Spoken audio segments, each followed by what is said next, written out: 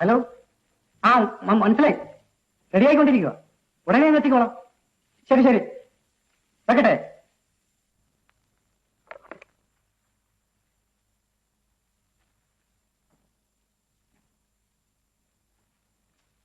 മോളെ, ലേഖ മോളെ, കഥ തുറക്കും മോളെ, തുറക്ക് മോളെ, മോളെ തുറക്ക്. ശാന്തമ്മേ, മോളെ ശാന്തമ്മേ, മോളെ. അവിടെ അവരെല്ലാവരും നിനക്ക് വേണ്ടി കാത്തിരിക്കുന്ന സ്റ്റുഡിയോയിൽ നിന്ന് ഫോൺ വന്നിരിക്കുന്നെന്ന്. മോളെ ശാന്തമ്മേ, കഥ തുറക്ക്. ഈ പെണ്ണ് എന്തെടുക്കുക? എന്റെ മോള് കഥ തുറക്ക്. മോളെ തുറക്ക്.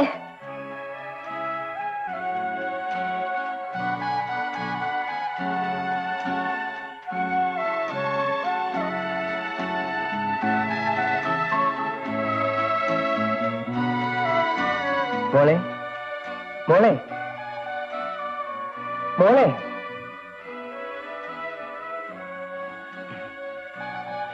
ഈ വിളിയെല്ലാം വിളിച്ചിട്ട് നീ എന്താ വിളിയേക്കാതിരുന്നത് മോളെ? എന്നിട്ട് കഥ തുറക്കും മോളെ.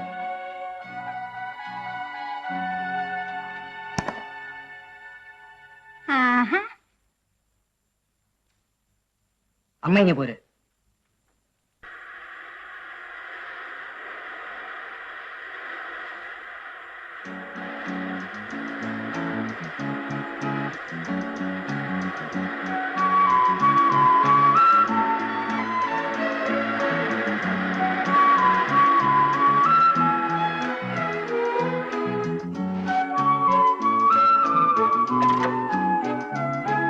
ഹലോ, വഴിയും തെറ്റില്ലല്ലോ. തെറ്റേണ്ട കാര്യം, വരുന്നത് ഇങ്ങോട്ടല്ലേ? Very good.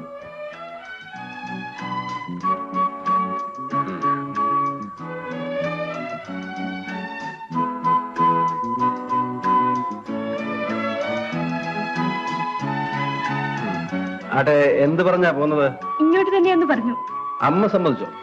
അന്ന് വിളിച്ചപ്പോ ആ വഴക്കിന്റെ കാര്യം ഞാൻ പറഞ്ഞില്ലേ, അതേ പിന്നെ ഇപ്പൊ ഞാൻ എന്ത് പറഞ്ഞാലും കേൾക്കും. ഓ, so you are free now. എഴുതി കഴിഞ്ഞോ? ഇല്ല, ഇനി തുടങ്ങണം. തുടങ്ങിയത് പോലും ഇല്ലേ? പിന്നെ 4 ദിവസം ഇവിടെ എന്ത് ചെയ്യായിരുന്നു? ഞാൻ നിന്റെ വരവിന്റെ മയക്കത്തിലായിരുന്നു. Now I will start. Saji, Chandrasekharan, Mrs Nair, Sujatha. That's Lekha. ആ, നീ ഇന്ന് തന്നെ തിരിച്ചു ചെല്ലാമെന്ന് പറഞ്ഞിട്ടാണോ പോകുന്നത്? ആണോ? പറഞ്ഞാലും പോകില്ല. മിക്ക രാത്രികളിലും ഞാൻ ആ സ്വപ്നം കാണും. ചിറകുകളുള്ള ഒരു വലിയ കൈ എന്നെ തൂക്കിയെടുത്തുകൊണ്ട് മുകളിലോട്ട് പറന്നു പോകും. മേഘങ്ങളുടെ ഇടയിൽ കൂടി പോകുമ്പോൾ എനിക്ക് ഭാരമില്ലാതാകും. എന്നെ പിടിച്ചിരിക്കുന്ന കൈ ആവശ്യമില്ലെന്ന് എനിക്കപ്പോൾ തോന്നും. ഞാൻ പിടിവിടിവെച്ച് സ്വതന്ത്രയാകും. പെട്ടെന്ന് ഒരു മരക്കഷ്ണം പോലെ ഞാൻ താഴോട്ട് പോരും. താഴെ കൂർത്ത പാറക്കെട്ടുകളിൽ വീണ് ചിതറിത്തെറിച്ചു പോകും. അപ്പോൾ ആ പാറക്കെട്ടുകൾക്കിടയിൽ നിന്ന് 1000 കൈകൾ ഉയർന്ന് കൂട്ടിത്തല്ലുന്നത് കാണാം. ആ ശബ്ദം കേട്ട് ഞാൻ ഞെട്ടി ഉണരും. ഉണർന്നു കഴിഞ്ഞാൽ ശ്വാസം മുട്ടുന്നത് പോലെ തോന്നും. പിന്നെ കുറെ നേരം കരയും. ആരും എന്നെ സ്നേഹിച്ചിട്ടില്ല.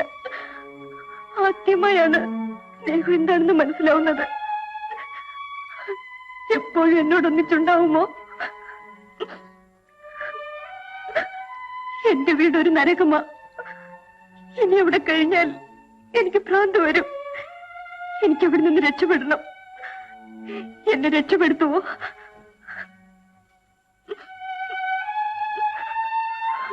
ഞാനെന്ത് ശ്രമിച്ചു നോക്കാം. Let us see.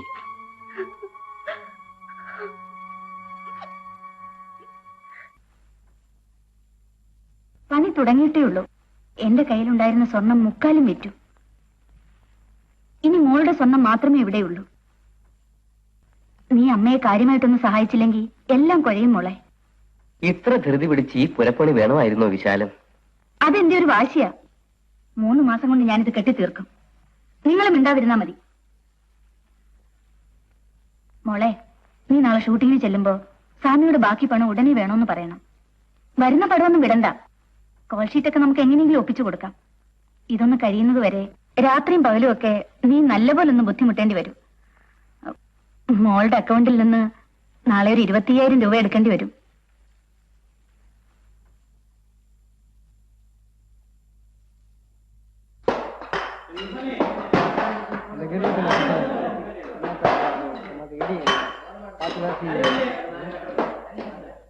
ഇന്നെന്താ നേരത്തെ? പുള്ളിക്കാരനോടെ? അമ്മാവൻ സ്റ്റുഡിയോയിലുണ്ട്. ഷൂട്ടിംഗ് കഴിഞ്ഞിട്ടില്ല. എനിക്ക് സെറ്റിൽ എടുക്കാൻ 1-2 സാരി എടുക്കണമായിരുന്നു. ഡ്രൈവർ അയച്ചാ പോരായിരുന്നോ? ഞാൻ തന്നെ സെലക്ട് ചെയ്താലേ പറ്റൂ.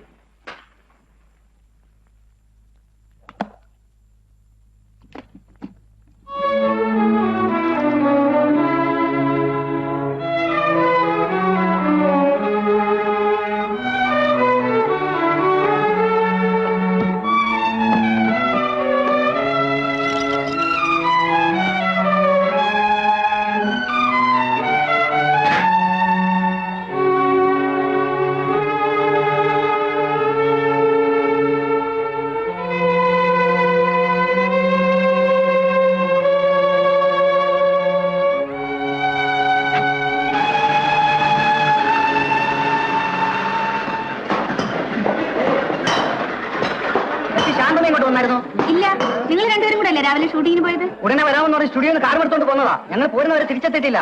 വീട്ടിൽ വിളിച്ചില്ലേ? വിളിച്ചു. അവിടെ ചെന്നൊരു സൂട്ട് കേസും എടുത്തുകൊണ്ട് പോയെന്ന് സുലോചന പറഞ്ഞു. സൂട്ട് കേസ് എടുത്തോണ്ടോ? ഇവിടെ വന്നോന്ന് അറിയാനാ ഞാൻ ഇങ്ങോട്ട് വന്നത്. അവളിപ്പോ സ്റ്റുഡിയോയിൽ എത്തിക്കാണും. എത്തേണ്ട സമയമൊക്കെ എപ്പോഴേ കഴിഞ്ഞു.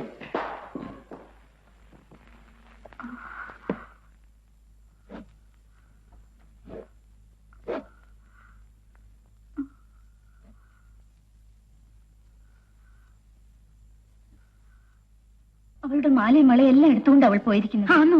അവൾ എവിടെ പോയിരിക്കുന്നു അറിഞ്ഞില്ലല്ലോ. ആർക്കാ വിശാലം?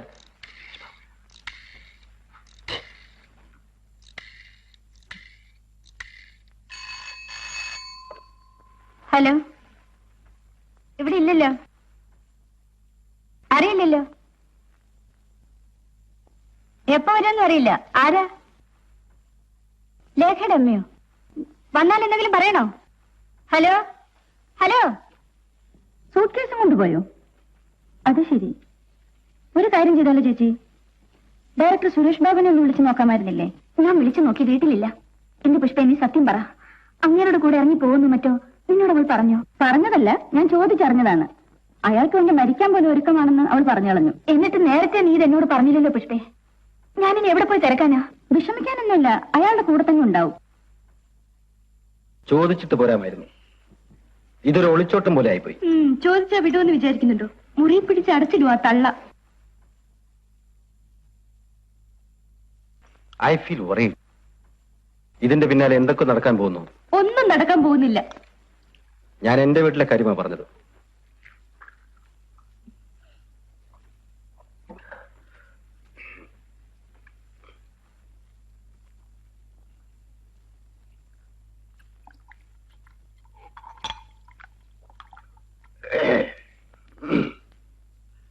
ആ, ഒരു വേലക്കാരി ഏർപ്പാട് ചെയ്തിട്ടുണ്ട്. രാവിലെ വന്ന് അവർ വൈകിട്ട് പോയിക്കോളും.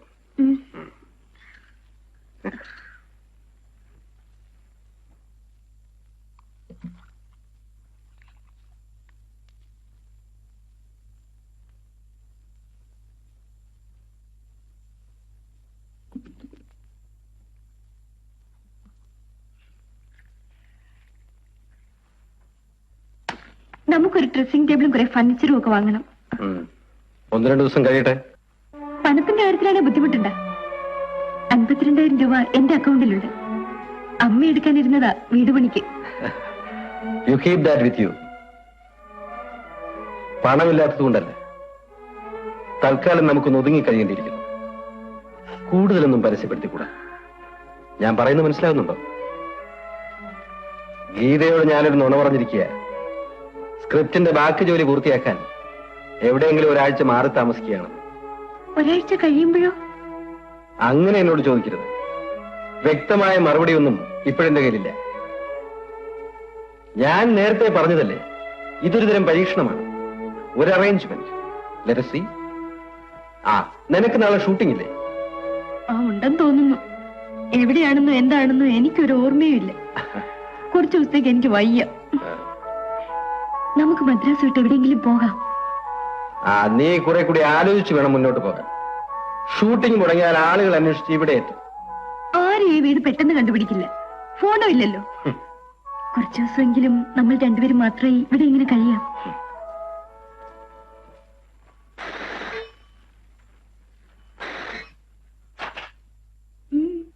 വീട്ടു വേലയ്ക്ക് വന്നിരിക്കேன். ശരി, ഉള്ളവാ.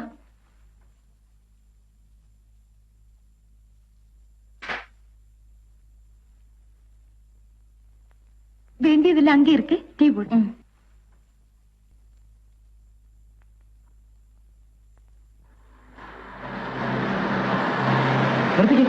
നമ്മുടെ കാറിൽ കിടക്കുന്നു. അതെ വണ്ടി വെച്ച ബാക്കിലെടു.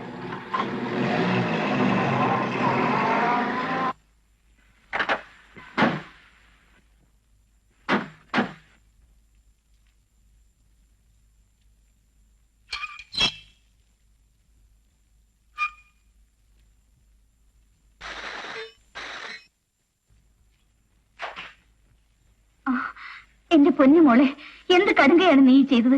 ഞങ്ങൾ ഇങ്ങനെ തീ തീറ്റിക്കണമായിരുന്നു. അന്വേഷിക്കാൻ ഇനി സ്ഥലമില്ല. നിനക്കൊന്ന് പറഞ്ഞിട്ട് പോരാമായിരുന്നില്ലേ? നിന്റെ ഇഷ്ടം ഇതാണെങ്കിൽ ഞങ്ങൾ ആരെങ്കിലും എതിർക്കാൻ വരുന്നോ? വാ, വീട്ടിലേക്ക് പോവാം. 4 പേര് അറിഞ്ഞു തന്നെ ഈ ബന്ധം ഉറപ്പിച്ചേക്കാം. വേഗം വാ മോളെ, പോവാം. ഞാൻ വരുന്നില്ല മോളെ. നമ്മുടെ ഇന്നത്തെ നിലയും വെച്ച് നോക്കുമ്പോ ഇങ്ങനെ രഹസ്യമായിട്ട് വന്ന് താമസിക്കുന്ന നാണക്കേടാ. വാ, പെട്ടി എടുത്തോണ്ട് വാ. ഞാൻ നിങ്ങളുടെ കൂടെ വരില്ല. വന്നതുപോലെ പോകാൻ നോക്ക്. ശരി പെണ്ണേ, നീ ഇത് നേരെ ചൊവ്വേ തീർക്കുന്ന ലക്ഷണമില്ല. പോലീസിൽ അറിയിച്ച് നിന്നെ ഇവിടുന്ന് പിടിച്ചോണ്ട് പോകാൻ എനിക്കറിയാം. മോളെ, മോൾക്ക് അച്ഛനെ വിശ്വാസമല്ലേ? വിശ്വാസമാണ്. മോളുടെ ആഗ്രഹം എന്തായാലും അച്ഛൻ സാധിച്ചു. വീട്ടിൽ ചെന്നിട്ട് നമുക്ക് എല്ലാവർക്കും കൂടി ആലോചിച്ച് ആ വീട്ടിലേക്ക് ഞാൻ ഇനി വരുമെന്ന് കരുതണ്ട. ഹെടി പൊട്ടി, നിനക്ക് ഭ്രാന്തുണ്ടോ? ഭാര്യയും കുഞ്ഞുള്ള അവൻ നിന്നെ ചതിക്കാൻ എവിടെ കൊണ്ടുവന്ന് താമസിപ്പിച്ചിരിക്കുന്നത്? നിന്റെ കയ്യിലുള്ള രൂപയും നിന്റെ കാറും തട്ടിയെടുത്തിട്ട് അവൻ നിന്നെ ഇവിടുന്ന് ചവിട്ടി ഇറക്കും. അത് നിനക്കറിയാമോ? ഇതൊക്കെ ഇവളോട് പറഞ്ഞിട്ട് കാര്യമില്ല ചേച്ചി. അവനെവിടെയാ ഡയറക്ടർ? എവിടെയാ? എന്താ ഒളിച്ചിരിക്കുവാന്നോ? ഇറങ്ങി വാടാ ഇങ്ങോട്ട്. എന്നെയാണോ അന്വേഷിക്കുന്നത്? ഇയാൾ തന്നെ. നിന്നെ ആദ്യം കണ്ടപ്പോഴേ നീ ഒരു പെണ്ണുപിടുത്തക്കാരനാണെന്ന് എനിക്ക് തോന്നിയാ. അടിച്ചതിന്റെ എല്ലാം ഓടിച്ചോളെ പറയാമോ? അമ്മാവാ, എന്നാൽ അത് തന്നെ നടക്കട്ടെ. സാറേ, എങ്ങനെയെങ്കിലും ഇവിടെ ഞങ്ങളോട് പറഞ്ഞു വിട്ടതാണ്. വിളിച്ചോണ്ട് വെച്ചോളൂ. അതിനിവിടെ വരില്ലെന്ന് പറയുന്നു. അതിന് ഞാൻ എന്ത് ചെയ്യാനാ? എന്റെ ഇഷ്ടത്തിലാണ് ഞാൻ ഇവിടെ ഒന്ന് താമസിക്കുന്നത്. എനിക്ക് വരാൻ മനസ്സില്ല. എങ്കിലും നീ പോലീസ് തന്നെ. എടി, നീ ഇവിടെ എത്ര ദിവസം താമസിക്കുന്നത് എനിക്കൊന്ന് കാണണം. വാടാ.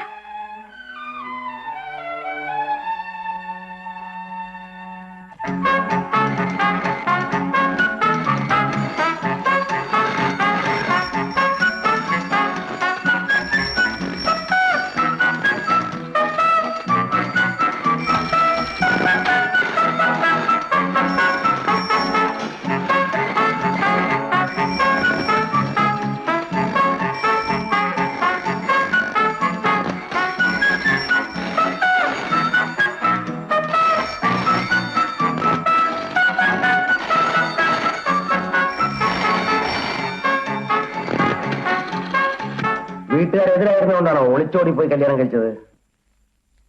അത് കല്യാണം കഴിച്ചോ ഇല്ലയോ എന്ന് ആദ്യം പറഞ്ഞു. കല്യാണം കഴിച്ചു. എന്ന്? എവിടെ വെച്ച്? അത് കഴിച്ചെന്ന് പറഞ്ഞല്ലോ, അത് മതി. സുരേഷ് ബാബുവിന്റെ ഭാര്യയുടെ സമ്മതത്തോടു കൂടിയാണോ കല്യാണം നടന്നിട്ടുള്ളത്? എനിക്കറിയില്ല. ഗർഭിണിയാണെന്ന് കേൾക്കുന്നത് സത്യമാണോ? അല്ല. അല്ലല്ലേ? എന്നാ പിന്നെ ഡയറക്ടർ സാറെ കാണണ്ടേ? പിന്നെ ഡയറക്ടർ സാറെ കാണാൻ ഞങ്ങൾ പോവില്ല. സാറിങ്ങി ഇറങ്ങി വരണം. പിന്നെ ദാമ്പത്യ ജീവിതം പരിപൂർണ്ണ സംതൃപ്തമാണെന്ന് ഞങ്ങളുടെ വായനക്കാരോട് പറയാമല്ലോ.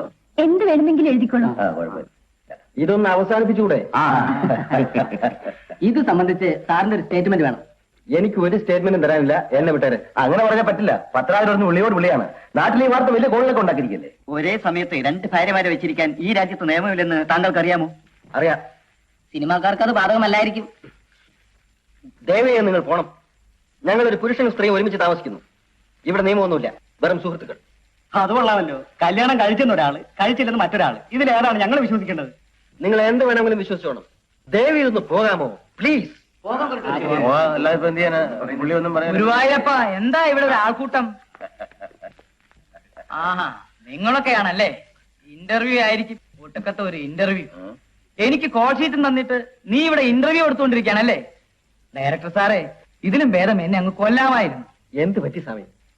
1.5 ലക്ഷം രൂപ മുടക്കി വാഹിനിയിൽ ഒരു സെറ്റും ഇട്ടുകൊണ്ട് 3 ദിവസമായി ഞാൻ കാത്തിരിക്കുക. ഒന്ന് ഫോൺ ചെയ്ത് വരില്ല എന്നൊന്ന് വിളിച്ചു പറഞ്ഞിരുന്നെങ്കിൽ ഞാനത് ക്യാൻസൽ ചെയ്യും. ഈ വീട് തപ്പി 200 ലിറ്റർ പെട്രോൾ കത്തിച്ചു. സാറിന് ഇതിന്റെ ബുദ്ധിമുട്ടൊക്കെ അറിയാമല്ലോ. എന്റെ പടം ഒന്ന് തീർത്തു തരാൻ ഈ കൊച്ചിനോടൊന്ന് പറ. വിഷമിക്കണ്ട, നാളെ കാലത്ത് ലേഖ ഷൂട്ടിങ്ങിന് വരും. കാർ അയച്ചോളൂ. വരുമോ കുഞ്ഞെ? വരാം. ഓ സ്വാമി, നാളെ ഷൂട്ടിംഗ് ഉണ്ടായിരിക്കില്ലല്ലേ? സ്വാമി, അതെ, ഈ ഷൂട്ടിംഗ് മുടങ്ങിയതുകൊണ്ട് സ്വാമിക്ക് എത്ര രൂപ നഷ്ടമെന്നുള്ള കാര്യം വായനക്കാർ അറിഞ്ഞിരിക്കണ്ട. എന്നിട്ട് വായനക്കാരെല്ലാരും കൂടെ അതിങ്ങോട്ട് അയച്ചു തരുമായിരിക്കും. ഒന്ന് പോണം മിസ്റ്റർ. താടിക്ക് തീ പിടിക്കുമ്പോഴാ വീട് കത്തിക്കാൻ വരുന്നത്. കൊണ്ടുവിട്ട് വണ്ടി വരാൻ പറയൂ. രാവിലെ 7 അപ്പൊ ശരിയമ്മ, 7 മണിക്ക് വണ്ടി വരും.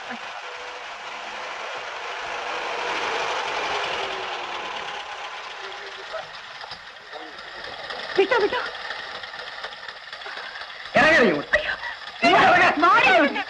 ഇങ്ങോട്ട്. ഇനി അങ്ങനെ ഞാൻ നടക്കണേ അങ്ങോട്ട്. അങ്ങനെ രക്ഷപ്പെടാമെന്ന് വിചാരിച്ചല്ലേ? നിനക്ക് ഇത്രയ്ക്ക് അഹങ്കാരോ? നീ കേട്ട നീ അങ്ങനെ അമ്പടി ഭയങ്കര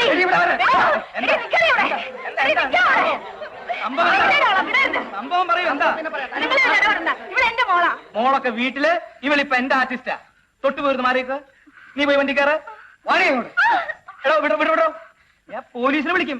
ആ, നിങ്ങൾ സ്ഥലം വിട. നീ നോക്കിക്കോടി മഹാഭാവി. നിന്നെ ഞങ്ങൾ അങ്ങനെ വെറുതെ വിടുമെന്ന് കരുതണ്ട. എന്റെ ഗുരുവായൂരപ്പ, ഈ പടം ഒന്ന് തീർന്നു കിട്ടിയാ മതി. നീ വേടാ.